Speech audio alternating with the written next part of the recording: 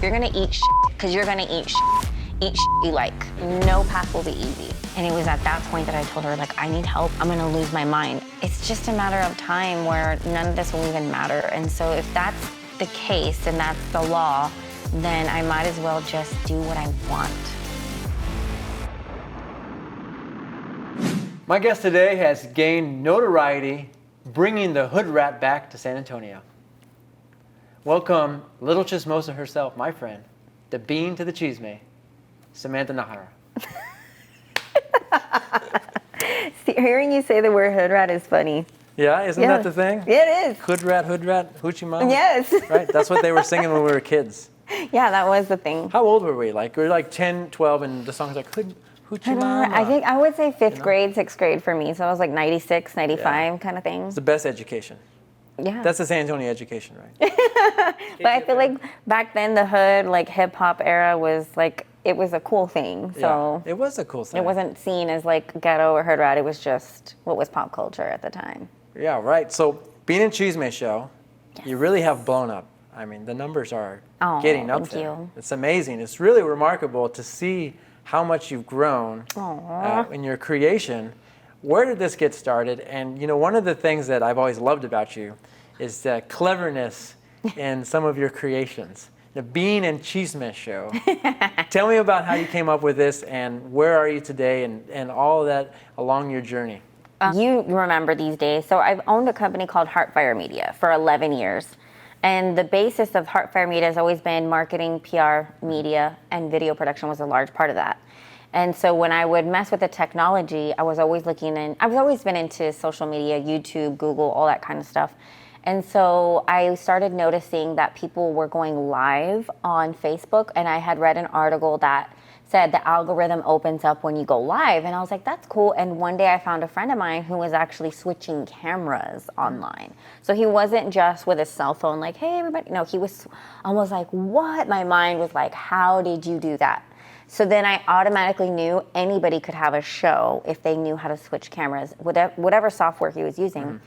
I invested in it, and then he was like, you know, if you're gonna have a talk show, you should really invest in like having a co-host. And I saw you on YouTube with this girl, and y'all are hilarious together. And I was like, who is he talking about? And he was talking about Nina Duran. And I was like, I don't know, man. Like, I'm helping her with her family newspaper right now. It's not looking good. Her dad's really sick. I don't think she's gonna want to. And sure enough, she was all about it. Lucky for me, she was all about it. And she felt like at that time she was very depressed. So she was like, hell yeah, I want to do something that makes me, you know, happy and brings me joy. So let's just do it. And so we were saying, man, if people could only hear, like us as a fly on the wall, the conversations we have. And I said, well, let's just take those conversations and just say them. And I feel like for San Antonio and being like a Latina, most people were not used to seeing candid Latinas on camera, much less like doing all the things that we did. So it wasn't about sports or news. It wasn't about pop culture. It was about having real conversations. And we went live on Facebook, and that was it. And we just made prizes. Like, we would do giveaways and just had like a normal talk show. But the conversations ended up being funnier than I expected, because I was like, that's just me being me. You know what I mean? So that happened. And then a few months later, one of my interns showed me that there's an influencer. Her name is Jenny69. I don't know if you're familiar with her, but she's a crazy influencer out of LA. And she brought back the hood rat, I guess you want to call it over there, like the chola style, which is eyebrows with the big earrings and the nails. She went and took photos at image shots. Do you remember image shots? I do. Okay, so that was like a thing in the 90s to take pictures with your friends and your boyfriends, and you would like hand out these photos. Glamour shots. Yeah, they were kind of like the glamour shots. And so I was like, Nina, we have to do this, but like as hood rats, like we have to. And again, lucky for me, Nina's like, she's just down to do whatever. So she was like, okay, I'll do it. And then we drew on some eyebrows, and I started talking in that voice, little chismosa. Yeah. I just started improv, and then she did it back. And then the characters were born. From the characters, I started writing little baby sketches, like little mini, they didn't really have storyline. It was just like, go get some raspas down the street, and what would they say, kind of thing. So then that evolved into other characters, other sketches. comedy, and then that went from, then TikTok was born, content creation. Then we would bring on other creators and do collaborations, and then we had a cast. And so now we're entering our 4th season, going back to the talk show format, but we're still going to be doing comedy sketches. That's so cool. It's a whole thing, I know, all in a span of 6 years. That's so cool. You're just having fun with your friend and you decide to record it. Why do you think that's resonated so much with these people in San Antonio and even beyond? Like, what is it that you're doing that people connect with the most? I think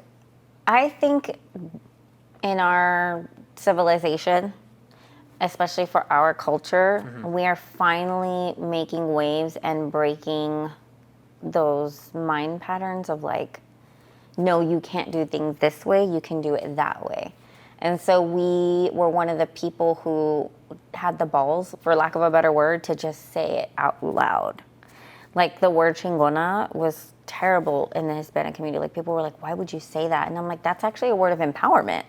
That's like saying you're a badass bitch. Like, why would you not want to call yourself a chingona? But it was just people were afraid. And so I feel like people started to respect us because they were like, oh shit, these bitches aren't afraid to say like what we're all really thinking. Or we would explore why we are the way we are as a culture. But nobody was really doing that at the time. They were just accepting what was. And we were like, no, like, what if you can be a Cowboys fan, a machismo dad, and a fan of LGBTQ? Like, can that happen for our culture? It was formerly seen as unacceptable. And I'm like, no, there's nothing in this earth that's unacceptable. So why can't we just start opening our minds to what could be for our culture to make us all better? And I think it was just never done before. I think it was more that than anything. And then the comedy was also relatable because they're like, I know that Tia. That's my Tia. That's my Tio. Oh my God. I used to be her in the 90s. Like, it's relatable. So again, I don't think people had seen that themselves quite yet on screen, other than a maid or a cholo or whatever. You know what I mean? So these are just like a reflection of your environment growing up and the way you've seen San Antonio. What are the elements that you're doing in the Bean and Chisme show that you find most fascinating, that's the most enjoyable for you to portray? Oh my God. Yeah, I literally am just like remembering the things that I've seen, and I think it's hilarious. I don't know, because I play a Theo character, Theo Nacho, and I had a Theo, he already passed away.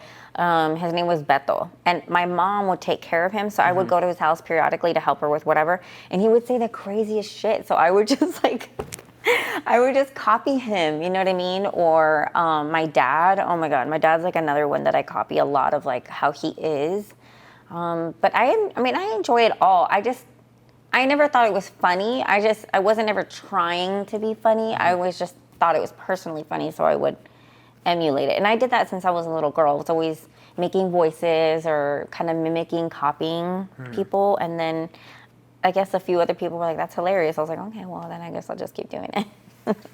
So you start this thing, it starts to grow. What kind of opportunities have come for you that have allowed you to flourish in what you're doing and continue on with your mission?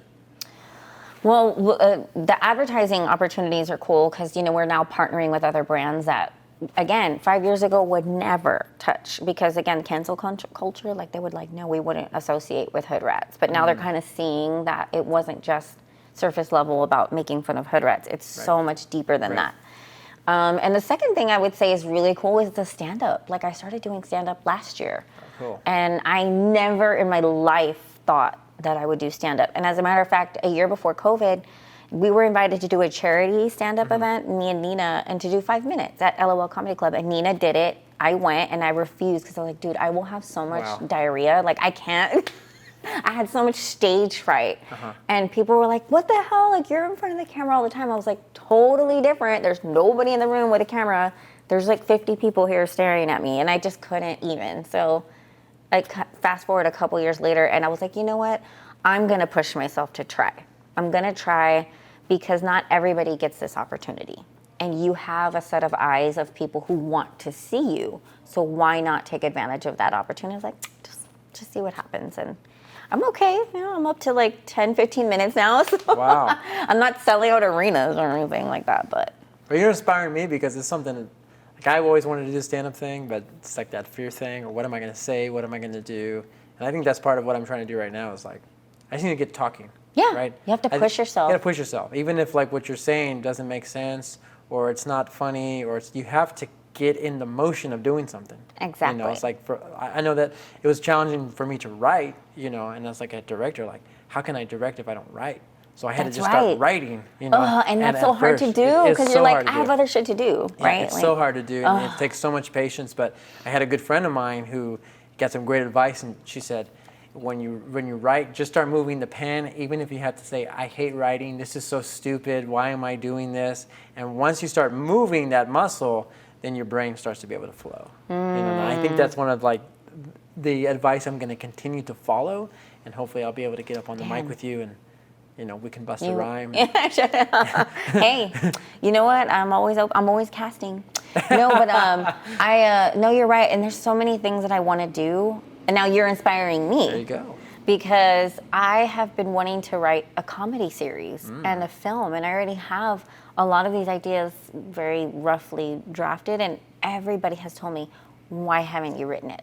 Why is it not written? And I'm like, I don't know, I have other shit going on, and I just don't really believe like what's gonna happen. I'm just gonna sit there and like go and ask people for millions of dollars. But you're right, like what if somebody sees it and is like, hell yeah.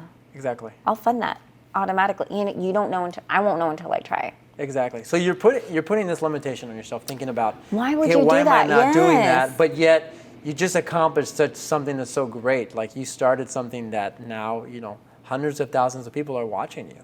You know, and how did you get there? Right? It's almost like you have that formula, and I think the formula is just take action.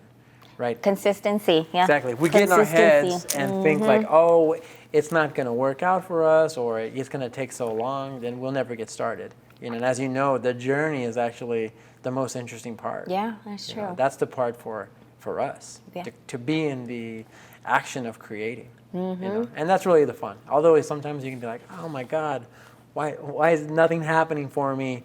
Looking back, I think these are the best times. This is the times we get to learn about ourselves the most. I learned in therapy that I was during my depression journey, I learned that I was associating success with monetary value.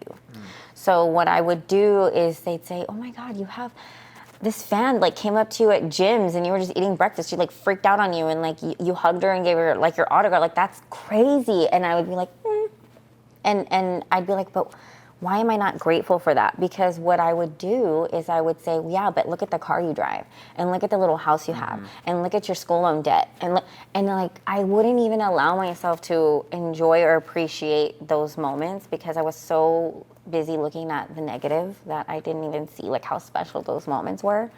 And so I was like, well, yeah, but when people say I'm famous, to me, fame means that you like live in Hollywood and you have a mansion. And she was like, no, like you're having an impact on people, and that right there should have great value to you.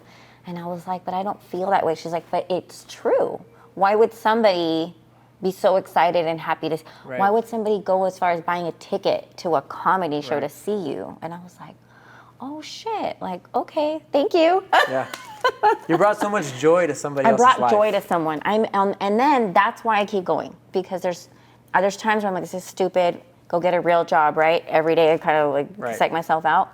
But there's people who come up to me and say, when I was depressed, I watch your videos. I go to your TikTok and you make my day. Or we'll get like, I'm in the hospital right now. I've gotten that several times. I'm in the hospital and all I can do is watch your videos because you make me laugh. And I just, like I'm humbled at that point. Like, wow, at least if I die tomorrow, I made somebody laugh, brought joy into their life, and that was what I was meant to do. I love that. I love that. Well, you talk about going to see a therapist. And I know that you made some mental health public in your life, and I even had reached out to you and we talked a little bit behind the scenes. Yeah. Why do you think that creative people, we have mental health issues that we have to deal with? I know during my project, I was met with some things that I had to deal with to overcome. And also, I think that as high-performing people, we tend to be our worst critic, and we tend to come down on ourselves. While the rest of the world is congratulating us, we tend to continue to come down that what we did wasn't good enough. Right, or, these little things to nitpick. And that's something now that I'm working through and saying, oh, it's just the way this is the way it's supposed to be. And I'm trying to be creative with the mistakes that happen. Right. As like, this is part of my journey, and the journey is the goal, not the outcome. Right. And to be in the experience. So having been on the other side now, working through these things, why do you think that the mental health has, it's become such an issue when you're doing creative things? And then also, how are you able to overcome that? And, what kinds of things do you do to help you in that experience? Yeah, I think it's a few things. I think one, as creatives, we just already automatically feel deeply. We feel and think deeply. We already live in a different playing field, right? So that's already a different struggle that I had to navigate with the therapy on you see the world differently, and that's okay. Second, I would say is, again, back to the expectation. I think as a creative, we have an expectation of what the art should do. You don't see this as a masterpiece. I am a genius, and look what I did, and look at all the hard work, and you don't see what I see. So then we get disappointed. So then we go down that rabbit hole. Then third, the monetary value doesn't come in. Neither do the accolades. Right. And sometimes not even the respect. And then we're associating all of that with failure. Just constantly associating things with failure and not feeling validated. And it's just, it goes on and on.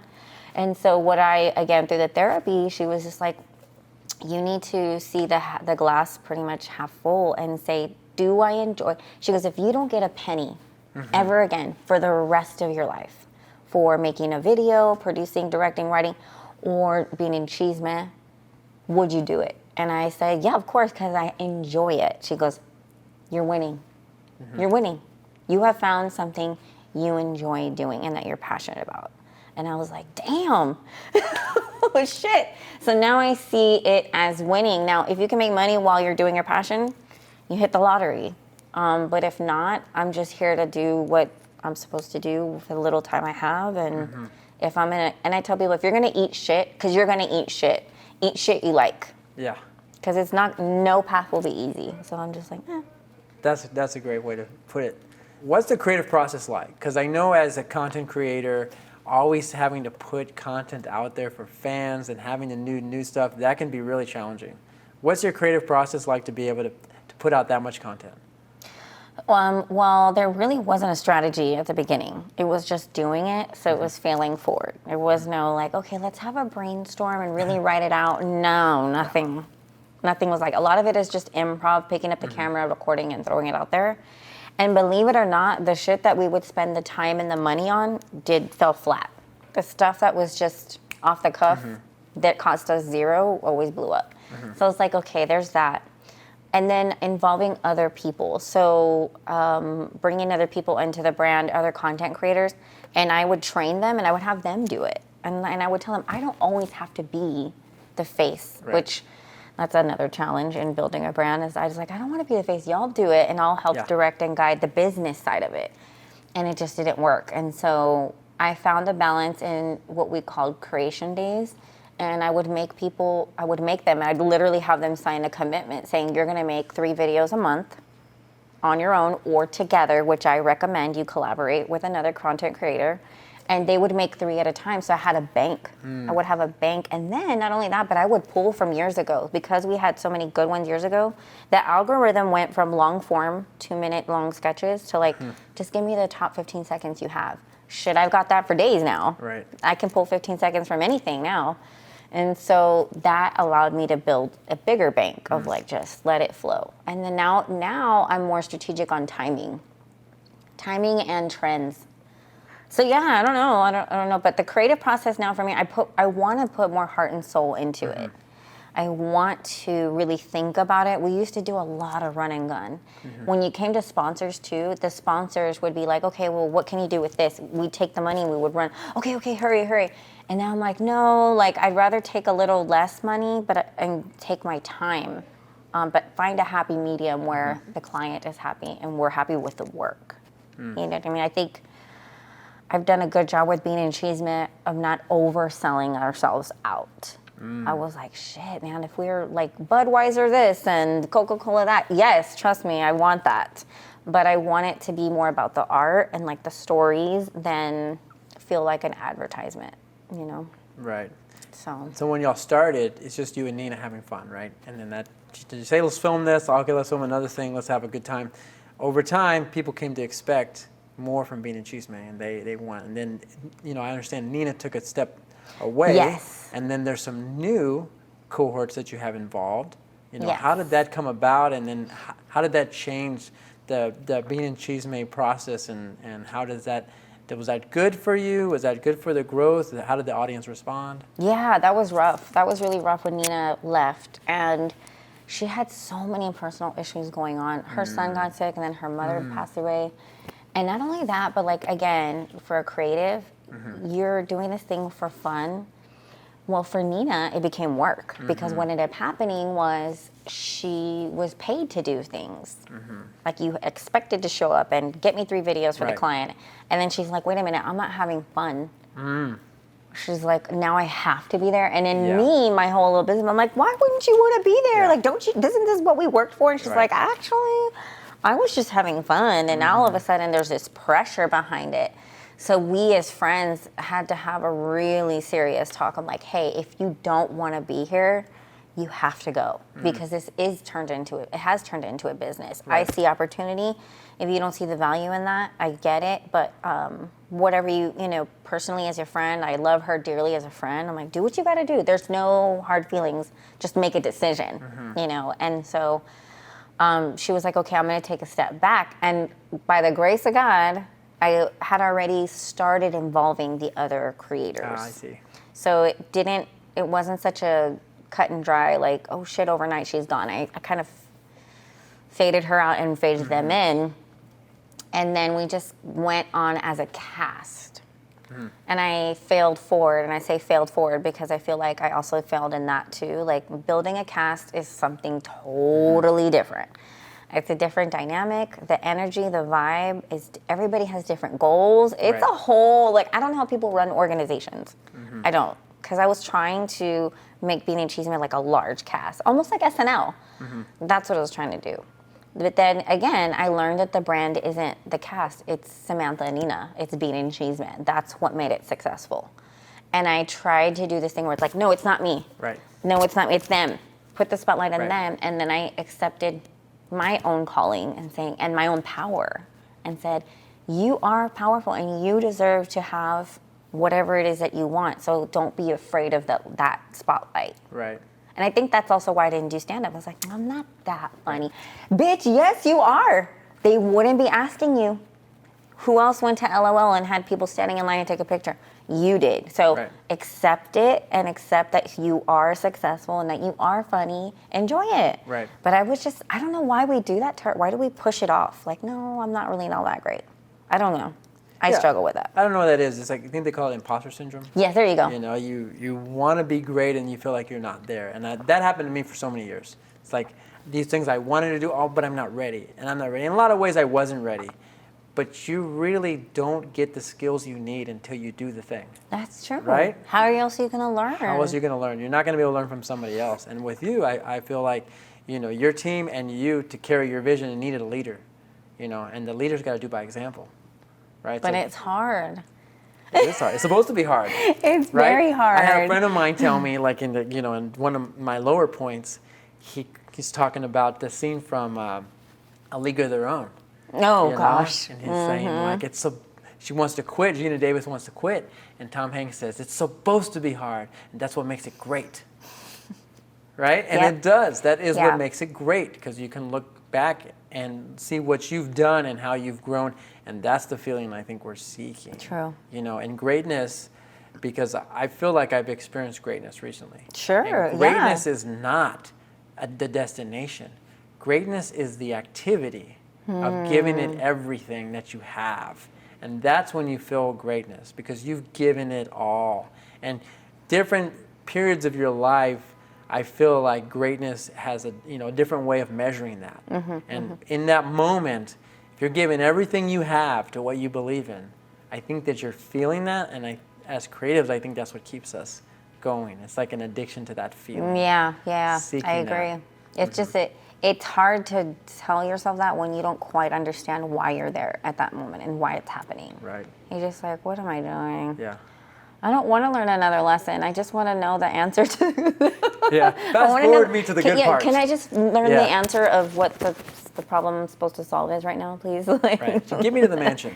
Yes. Yeah. Yeah. Just fast forward me there. Yes, And, yes. and everything will be all right. But like I'm saying, I think now I'm really embodying the journey. Yeah. Because things have gotten better, right? Like Yes. you're finally getting things that reinforce why you're doing it. And you're like, okay, this is cool. Yes. I enjoy this part of the journey. It's still hard, but now I'm getting validated. Exactly. Right? Someone's coming up to me at gyms and saying, giving you a hug or Yes. whatever. And it's like, wow, I'm impacting one person's life.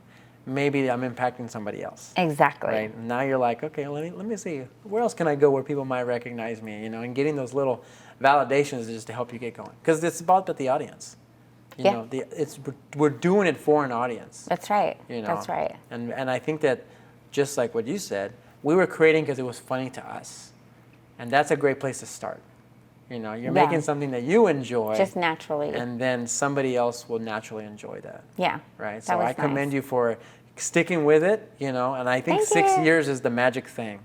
Because I'm That in number? Yeah, I'm hitting my 6th year with my Really? film. Okay, And okay. it's like, okay, things are picking up now. Like I'm in a different realm of, attention and stuff like that. And so I think there's something special about 6 years of commitment to something. Okay. That's so funny you say that because if I would have known this early in my 20s, that 6 years is nothing. Yeah. That's practice. It goes by fast. It goes by fast. It goes by really fast. Yep. And I actually been in this business for 21. Wow. And a lot of people don't understand that about me either. Is they're like, overnight success. I'm like, well, I've been in media since 17. Started at a radio station Yeah. at 17. I'm about to be 39. Yeah, well, you look so young. Thank and that's you. probably why they think that. Thank you.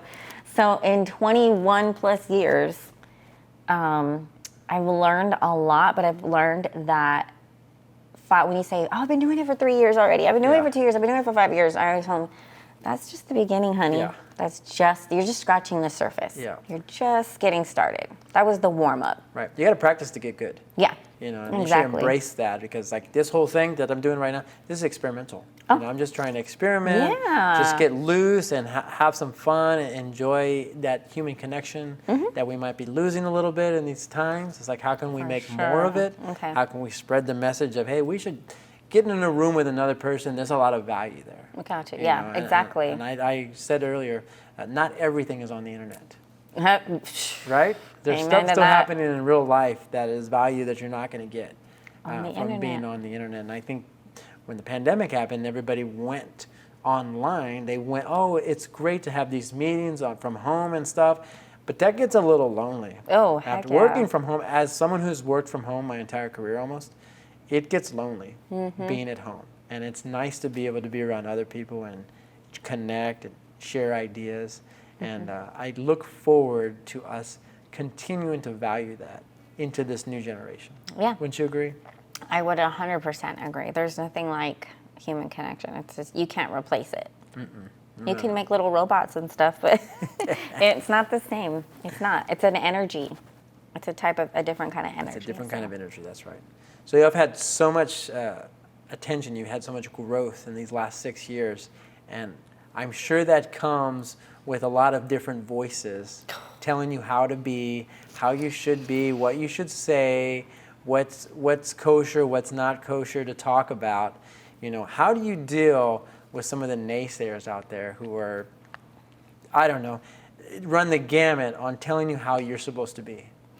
Oh my gosh. Yeah, there's a lot of that. When it comes to haters, like just straight up haters, I always say the law of averages. Okay, and that law applies to anything. The law of averages says for every 10,000 views, you're gonna have a couple people who don't like you, and you have to accept that. And once you accept that, it's not a big deal.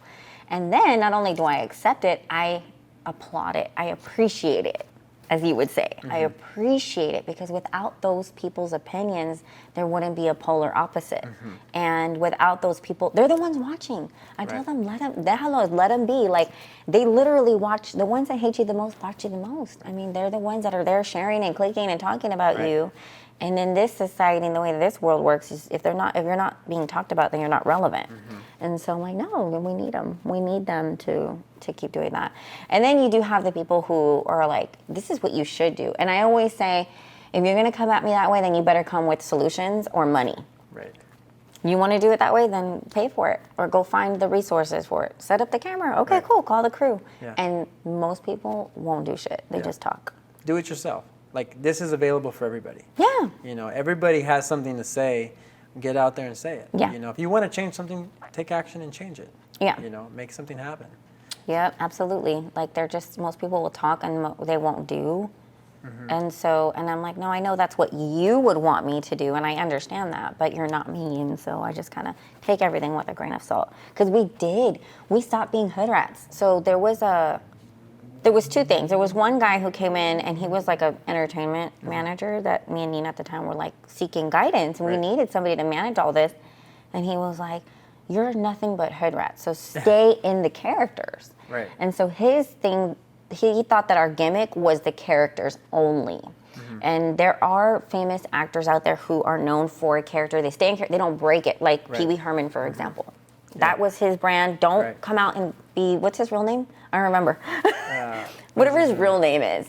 Paul Rubens. There you go. Yeah. Like, don't be Paul. If you go to the restaurant next door, like, be in character. And he wanted that from us. So because it was so successful at the time, but then we cornered ourselves into being known as just hood rats. It's like, man, we can do so many other characters, so many other stories that are funny. But then we cornered ourselves because that one dude told us, right? Then another guy was telling us, don't ever do that again. Like, that's the past. Don't do other characters, anything else besides hood rat. You're over hood rat. Like, just stop. And then it was like, don't do sketches. Why would you spend $1,500, $5 grand on a sketch when you just have your phone? That's what I was told. And TikTok, like, long form's out. You just need 15, go viral with TikToks. So what did I do? I stopped doing sketches. And here I am doing fucking dances that are trendy on a TikTok. That's not my passion. That's not my art. My art is telling funny ass stories and making sketches and making short films. Why the fuck am I on TikTok now doing these silly things? Right. Because that's what the technology and trend is. So I had an epiphany last year, and everybody's like, man, we really miss, when Nina was there, and we really miss when you used to do you do sketches anymore? And I'm like, I do, but very rarely, and they're like, that's what I really liked. And I feel like that was what was the culture shocker, or that was like, what do you call it when you, outside the box? I don't know. I like doing shock value type stuff. And I think that's what also made Bean and Chisme different, was the shock value of some of the content. And I miss doing that. And it's like, you know what? You should have listened to yourself the whole time. Stay what was in your heart. Like, just stay with who you are. Don't let trends, technology change you. And I think that's what happened. So we're doing this evolution, but it's like this. Yeah. But you're coming back around. But I'm coming back around, yeah. Your intuition is never wrong. No, and that's it's something not. that I'm really understanding now, and I'm trying to follow. When you get in your brain, wow, you can go in every wrong direction possible, all at once sometimes, or get stuck.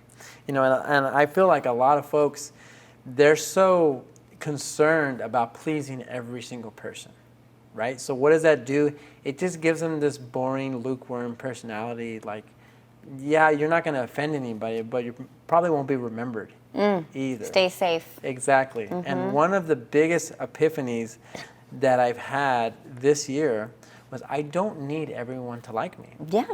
I'm not for everybody. That's right. But there's some people that I really am for. And I'm working for those people. And for those other people, there's something else for them, right? There's a million other people who have something to say or something to do. Either go follow them or go create your own thing. Right. And by not deciding, I'm not for everybody and that's okay, it's given me so much freedom. Right. To be myself. That being said, how do you harness your authenticity and allow that to come through your, like you said, your art, the Bean and Chisme show, and just the other content that you're producing? How do you harness that authenticity, and what's the importance? I think, this is all kind of related, but I always tell people we're all going to die. The physical body this moment in time, like we're all gonna die and nobody's gonna care. Maybe like a handful of the people who really loved you, your mom, dad, brother, sister, children. Other than that, nobody gives a fuck. When they go to bed at night, they don't care about you. And they don't even remember half the shit you said or did. And so when you use that approach and understand that the time dimension that we were talking about, it's just a matter of time where none of this will even matter. And so if that's the case and that's the law, then I might as well just do what I want. And that goes for anything, whether Bean and Chisme or my personal life. If I don't like doing it, I'm not going to do it. Or if I want to do it, I'll do it. And that's how I think I'll answer your question about being authentic. I just do what it makes me feel good and happy. But other than that, there's no other rule to it. It's kind of exhausting having to be adhering to expectations, especially expectations of what you think others want from you. Right. Right? And you're just like, oh, maybe I should do this because then they'll think this. And it's really exhausting. And it's a lot more fun just to be yourself. Yeah. And I think with depression, I didn't understand why I was depressed. Well, at first, stress is a whole other beast. And I did overwork myself and I was stressed. I'm a single mom. So I built a lifestyle that was based on working really hard, really fast, and also being like the perfect everything to everybody, including being a good mom. And so once I started to realize, like, you don't have to get all crazy and have like this intense fear in you that drives you, and I just let things flow, like that helped me so much of understanding that the expectation of everybody doesn't really matter. It's what you want for yourself. Like I let a lot of that go. And then I wondered why I was so depressed. I'm like, why am I I'm a happy-go-lucky person. Yeah. Like I'm one of those depressives that's like you wouldn't even know because I'm so action-oriented. I'm always busy running around like a little bunny rabbit. So people were like, what? And I'm like, yeah, I was deep down inside doing things to please others that I had no idea how to be happy. So much so that my therapist was like, what do you like to do for yourself? Yeah. And I couldn't answer. That's how much I live for other people. Right. I was like, I don't know. Like I went to go get my nails done and I got my eyebrows done. And she was like, no, that's like maintenance stuff. She's like, what do you enjoy? Right. Do you go on walks? Do you read books? I was all, no, not really. And she was like, well, I want you to take time to find out what you enjoy as Samantha, not as a mom. Because I would say, oh, I like taking Ava to this and Ava to that. She's like, nope. Yeah. What do you, I'm like, I don't know. I have no idea. So I had to discover that again, like what makes me happy. And now I'm in a different place and I do know what makes me happy, but it took time for me to even understand that I mattered and not what everybody else's expectation mattered. And the depression, like what do you think was causing that? Like, personally, what do you think was creating that in your life? Well, like I said, the main thing was overworking. And when I was exhausted, the exhaustion really took a toll on my physical body and my mind, not properly resting. And then I feel like, again, my whole expectation of myself was totally different a few years ago. I was thinking, why don't you have money? You need to be this kind of mom. You need to be this kind of daughter, person, whatever. Why are you driving that kind of car? Like I was living in a different expectation of myself. And so why are you, single and you haven't had a serious relationship in so many years? Like I would just question myself.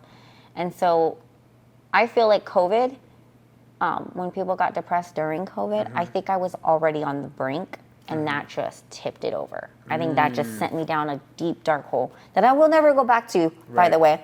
It took me years to get out of it. But I think being at home as a single mom with a 5-year-old doing kindergarten on Zoom, losing all of my contracts from Heartfire Media because they're canceling one after the other. Retainers, I know that one. Remember that one? Yeah, Retainers I are lived out. that life. That shoot canceled. I mean, and just the darkness just comes. It was already there. Remember, I was lingering in unhappiness, but I didn't know I was unhappy. It was lingering there, and then boom, COVID hit, sent me down that hole. Right. So that was it. That's how I became very depressed. Wow. And then I didn't even know what was wrong with me. So like I'd be cooking and my daughter would say, Mom, and I'd say, what? Yeah. What? And then I was like, holy shit, like who is this person? Right. So then I told my mom, please talk to people about this. I told my mom, I don't feel good. Right. I don't feel myself. And she'd say, really? Why? Again, somebody else's expectation. Love my mom dearly, but she doesn't know. When she would say, you have everything. Yeah. What are you ungrateful for? Like, Right. you should be so happy. You have a house, you have a car, you Yeah. have a healthy child. What do you have to be depressed about? And I would be like, I'm sorry. I'm sorry that I'm depressed. I don't know. I don't know. Yeah. I can't answer that question. All I know is I don't feel good. Yeah. And so then I stopped sleeping.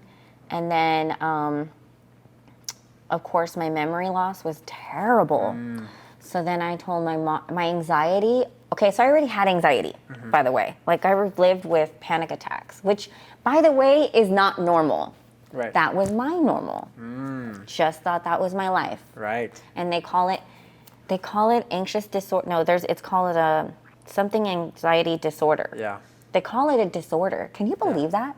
It's easy to kind of put things into a box. Yeah. You know. I was like, it's a disorder, so that I have it. Yeah. Whatever they And now you're in a title. victim place of state Yes! of mind, you know. Oh, So it's I, just my disorder, and then you can live there forever. Yeah. And never come out. Yeah. So I accepted that as truth, accepted that title, and I was like, oh, I'm always having, when people are like, oh my God, I had a panic attack. I'm like, that's me on a Tuesday. Like, what do you mean? That's normal. And so they started getting like extreme, Wow. where I would let them pass. Like, I could walk myself through them, and then they would pass. These are like unbearable. I'd have to call my mom to let me hyperventilate, and she would watch Ava for me. And it was at that point that I told her, like, I need help. I'm going to lose my mind. And when I told her I'm going to lose my mind, literally, that's what it is. You're losing. There's an extreme chemical imbalance in the Yeah. brain, and you are lost. So I literally lost my mind. And so by the grace of God, I had to I had just enough strength to get on the computer and make phone calls, just enough strength to pick up a phone and talk to somebody, and then go to a psychiatrist. 7 different medications later, hair loss, weight gain up and down. Wow. Went through all that.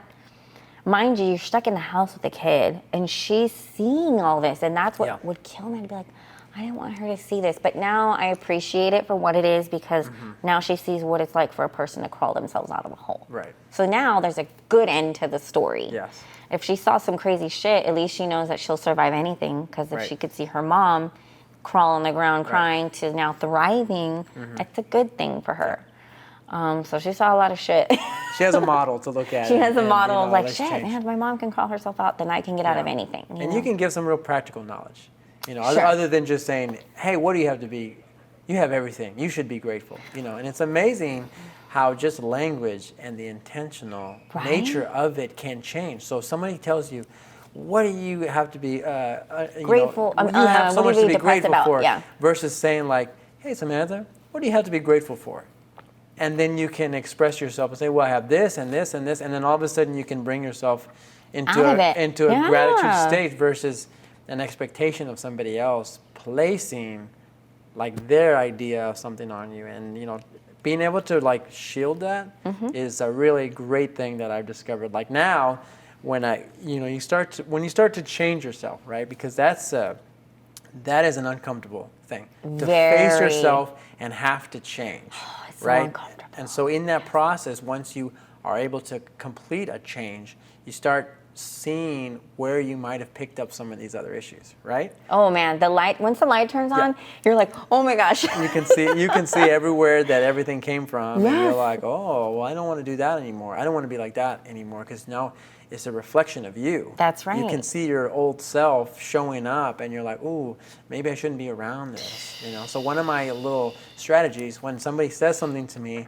that I don't want to allow in my mind anymore, I'm like, delete You that. say delete? Yeah, I tell myself, delete that from the computer. Okay. Because that's what our mind is, it's a computer. And I'm That's like, right, delete, yeah. put that in the recycling bin, you know? Okay. And just put that in the trash. Like, I'm not going to accept that Right. into my mind anymore. Like, I have to save that space for some positive stuff. That's right. That I'm going to need. Once you, I let my ego die a little bit. Let my ego die and like, what about me? What about me? And be like, what are you doing to bring something good to this world? You're bringing joy, then that's enough. That's it. right. That's sufficient. Even if I never make a dime or have the nice clothes or the fancy vacations, I brought joy, and that brings me enough joy to be like, cool, I'll sleep good at night. Yeah, because in the grand scheme of things, you don't know where your joy is going to take someone else. That's right. How they're going to be able to shape the world or provide for others, and we're all playing a part here together. Yes, exactly. We all have our role. Exactly. So that's all I can do is just enjoy giving joy. That's right. So Samantha, you're a single mother. You are a business owner. You have this content labor of love that you're creating, that you're growing. It seems like you're so busy, and there's a lot of folks out there that can say, oh, I don't have the time, I'm a mother, or I am a single father, or I have this other job, or whatever it is. Yeah. I can't do what you're doing even though I want to. So they might sit on the sidelines forever. What's your advice to them to tell them to go and take action? I would say the old me would be like, you have to figure it out. When you get home at 8 o'clock at night, like start your second job. That's Right. what my old me would say. And now I would say just start, make time to commit to it, whether it's a 1 hour a day break that you have or, on the weekends only, just start and make room for it. I always tell people if you really want it, you're going to find time for it. Just like you find time for all the shit that you enjoy doing. And I can tell when I enjoy something because I find myself doing it. I'll find the time. But if I don't really enjoy it and I'm like, oh, I really wasn't into that, so make sure that you're real with yourself. Like, do you really want to do this? Because if you really want to, it shouldn't be that easy. I mean, it shouldn't be that hard, sorry. Right. So I would just tell people, like, you got to commit and don't be afraid to fail forward. It's not going to be perfect the first time. I'm still learning. I'm still making lots of mistakes. I'm not afraid to make mistakes.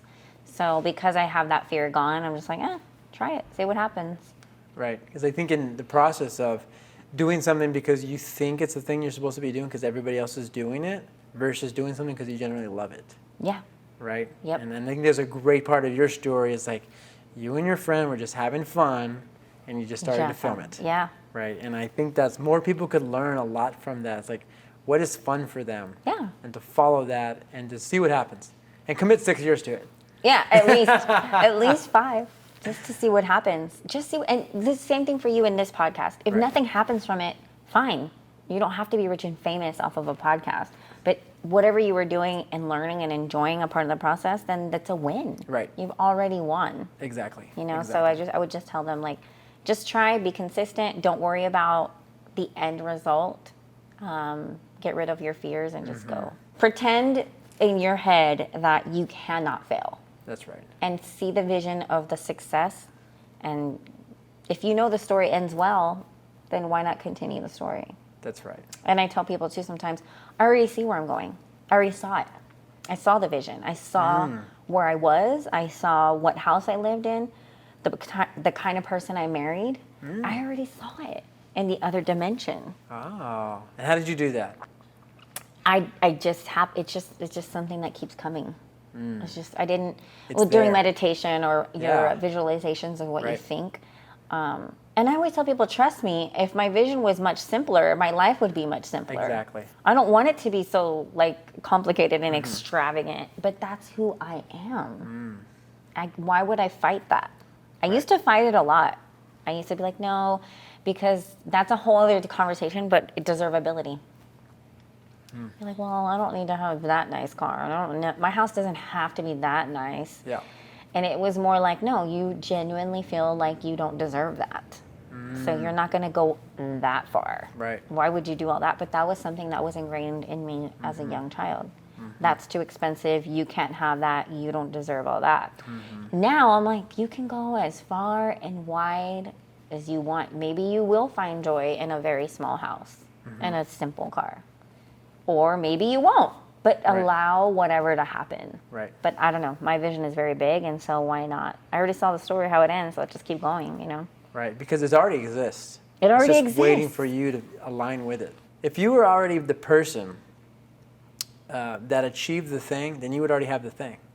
You've yet to become that person, right?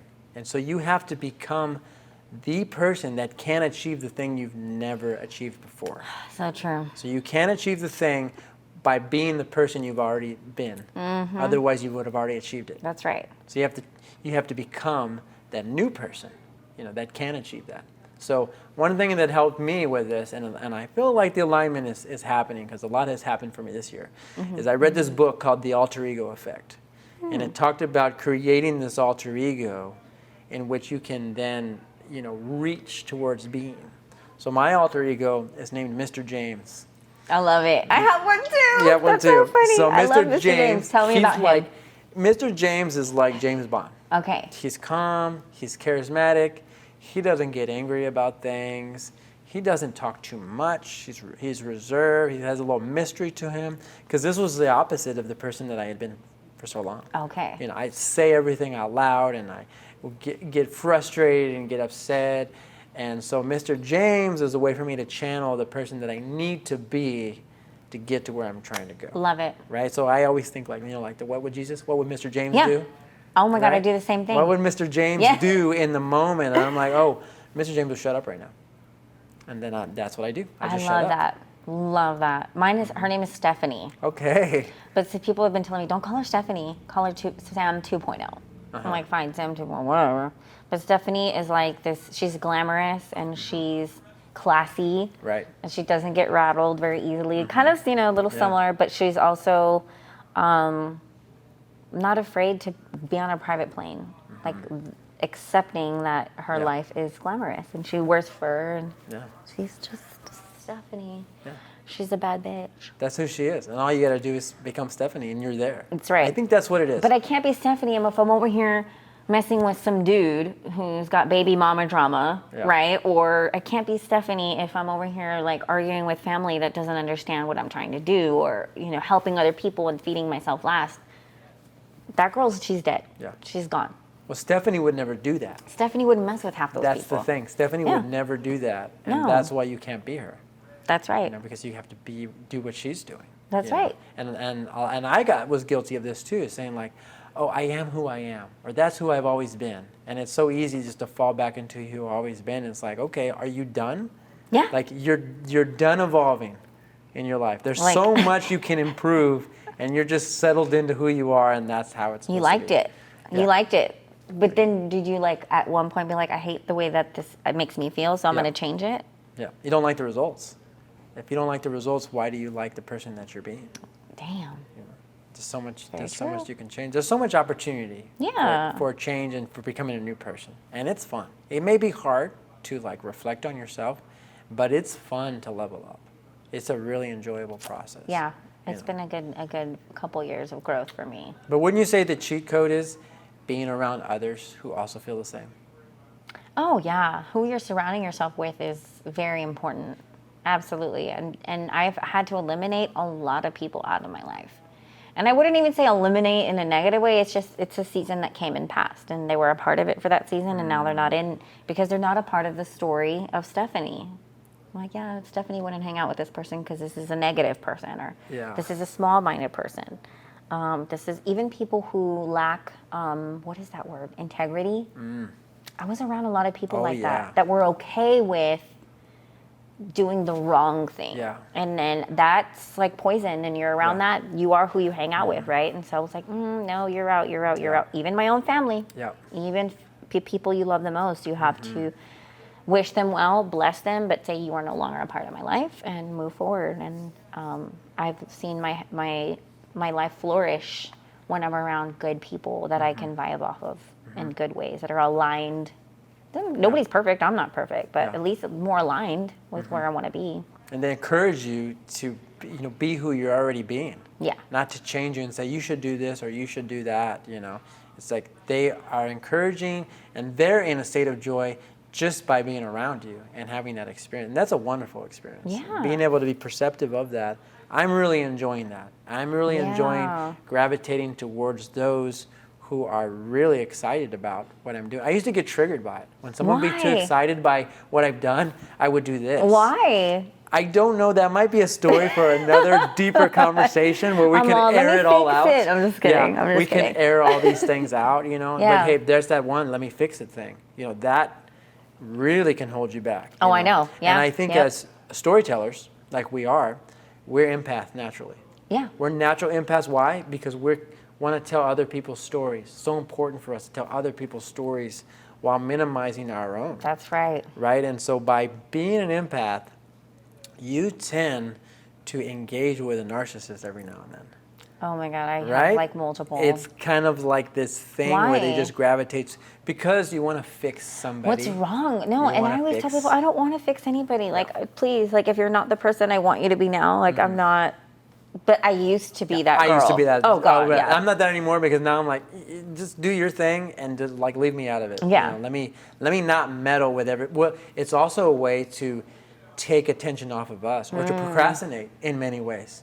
Well, let me stop doing what I'm doing so I can go help. This person needs my help more, and let me go do this. And it's really just distracting yourself. Yeah. It's just another method of distraction. Yeah. How can I get away from myself because it's uncomfortable to have to face yourself? So let me fix this person because they have real problems. Right. Let me go help them. You know, and you're neglecting I stopped your own. doing that. No, now it's all about me. Yeah. And what do I need Exactly. to work on? Exactly. And everybody can figure out their own stuff. Exactly. And you know, a lot of people might think that that's selfish. I disagree. I was raised with the term selfish Exactly. and guilt. Guilt. Catholic guilt Very is real. Catholic. Oh yeah. Catholic guilt is I was real. like, why do I feel guilty about this? Why do I feel guilty about that? Oh, I was raised that way. People might think that is selfish, but I would argue, or not even argue, but I would say that by improving yourself and taking time to better yourself, you're benefiting everybody. That's right.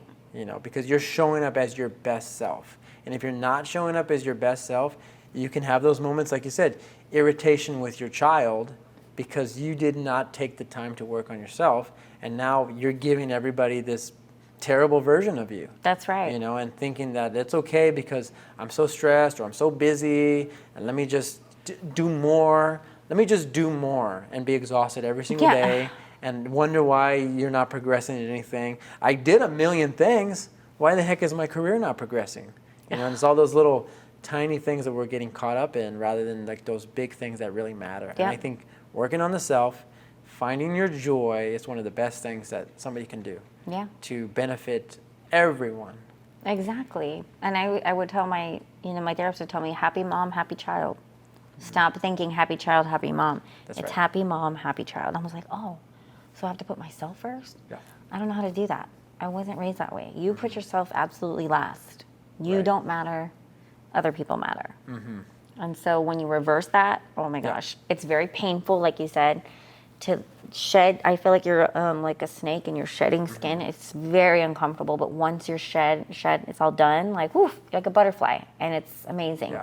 You're free. You're freed from the cocoon. That's right. You're free, Right. and now you're just living in Yeah. a very much joyous place. Yeah. Because you got to go in, like you're the caterpillar, right? Which is a weird existence, right? And it You're just hurts. like in this weird, you're moving very slowly. Then you got to go into the cocoon and just like, let me shield myself from the world. I'm going to go into the darkness Oof. and face that.